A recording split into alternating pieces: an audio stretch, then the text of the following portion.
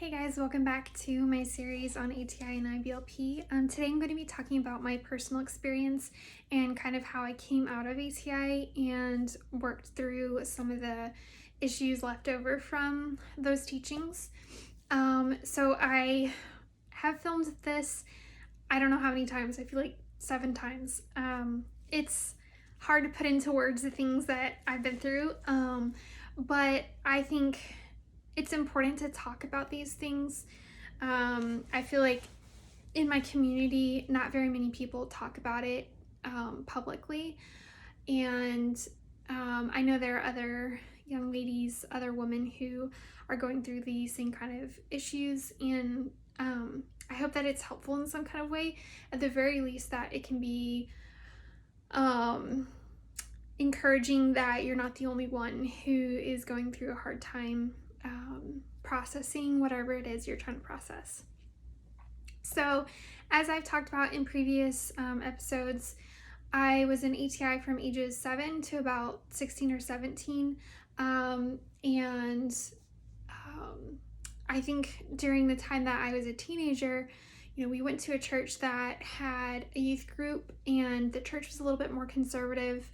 So my parents were comfortable with me going into youth group. So that was really good for socialization purposes, but also to kind of see diversity.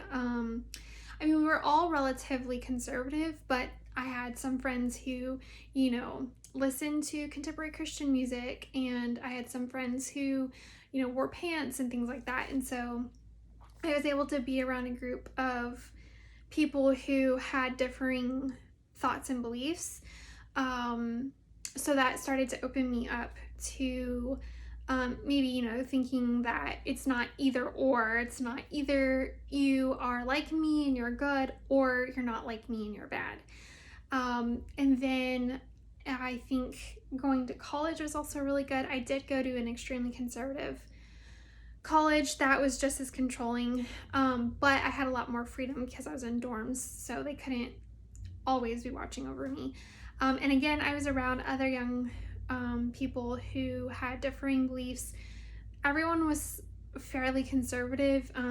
If you were at all liberal, you would definitely not say anything about that. So I don't remember encountering like overtly liberal people. And liberal is a very broad term and it has many different definitions, but within ultra Christianity, like ultra conservative Christianity, liberal is just like, I'm not even going to define it. You can define it however you want. But basically in my mind at the time, it was like, you go to a contemporary Christian church, you wear pants or like jeans at church, like stuff like that, stuff that I consider to be non-issues really. So I was involved in ex-ATI forum on Facebook, and I started hearing stories. I think it was like at the end of high school and then definitely in college. And it was other young people who were telling stories of the issues that they had at home and how the teachings were not helpful to them. And that really started opening up my mind of like questioning, the beliefs within ATI. And I was pretty removed from it. I didn't agree with it, but I wouldn't have called it a cult. And then in college, I think it was around junior year, Recovering Grace, the website came up. And again, I started reading more stories, and like far worse stories than even what I went through. And stories of, the kids who went to headquarters and they went to the different training centers and how they were treated, and how that's not biblical. That's not anything within the framework of how the Bible works. I think that website was really good because it wasn't like Christianity is terrible or anything like that. And then the allegations about Gothard started coming out. And that was devastating to read, that this man who always talked about how he would receive the word from the Lord, and he had all of these great ideas and wanted to help families and, help the kids not stray from the Lord, lead a completely different life on the side. And so that's when I started having questions about my beliefs in general. I was really struggling with anxiety and depression. Never was able to define what that was. I would just feel down. And especially my senior year and thereafter, I kind of took a slow nosedive. I mean, it was kind of, up and down, up and down. But yeah, some days I just didn't want to get out of bed. I would cry a lot. And, I was adjusting to married life and stuff like that, but it progressively got worse. I started having more and more questions about Christianity, but also my experience in general and how the teachings that I was taught, whether it was truly biblical and how I could figure that out for myself. But during that time, I didn't really have people who were experienced in religious trauma, basically, which is no fault of anyone. Like, we're not made to just know how to deal with these kinds of things and to help people out of religious trauma. So I just was progressively getting worse and worse. And then I miscarried a couple years into my marriage, and that triggered something that I can now define. Stephen Hassan's book talks about this. You can have an experience that triggers the cult thinking. My miscarriage did that. Gothard, especially like in the ATI booklets, would talk about, cancer, like any kind of sickness or illness, and revert it back to, is there some kind of sin in your life that you need to confess and make right? And miscarriages were along those lines as well. There's an undercurrent of that. So I all of a sudden had these just like invading thoughts of like, I did something wrong. I've sinned. I know I haven't sinned, but like in the sense of like, even if I did sin, a miscarriage has nothing to do with like, God isn't punishing me for living my life, basically. But I felt very guilty, and I felt like it was my fault.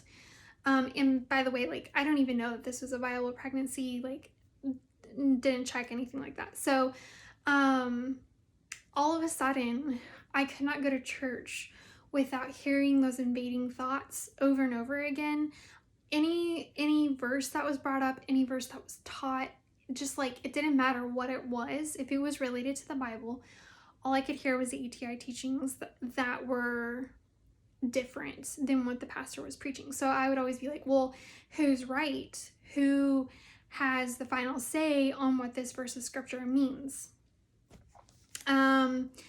So that really, really caused me to spiral. I was very frustrated. I was very angry. Did not treat the people around me with kindness. And I should have, I wish that I had had the knowledge that I needed to reach out to a therapist and get in and start talking about this. But I was still uncomfortable with the concept of therapy. I was always taught that therapy is wrong.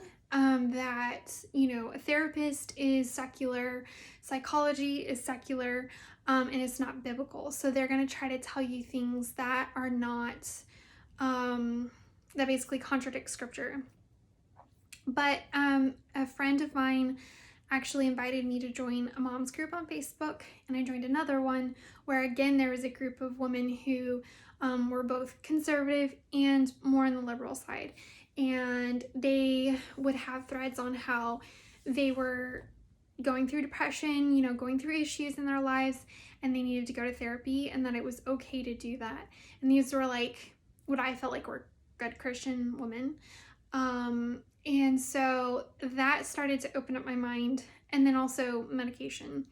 And so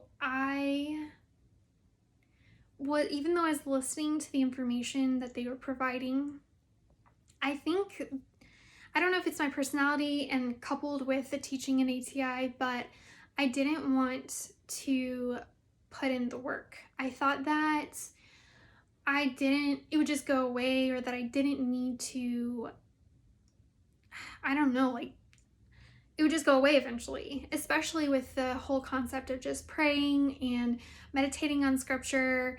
And I just remember begging God to please help me. And it was like all the time. I was constantly asking God to help me not be depressed, not be anxious. But I just kept going down to the point where I became suicidal. You know, when I realized that the teachings of ATI were based on lies and half-truths, you kind of have an existential crisis. At least I did. And I know that some people can go through something like that and they can be like, okay, you know what? This happened, but I know this and I'm going to stick to this. For me, it was like I need to dig down to the very root of everything and be like, okay, so if that's based on lies, is the Bible truth? Because I'm seeing that one man, just one man, can completely twist scripture into what he wants it to mean, and thousands of people follow him. If that's the case, then there must be pastors doing the same thing all over the United States, all over the world.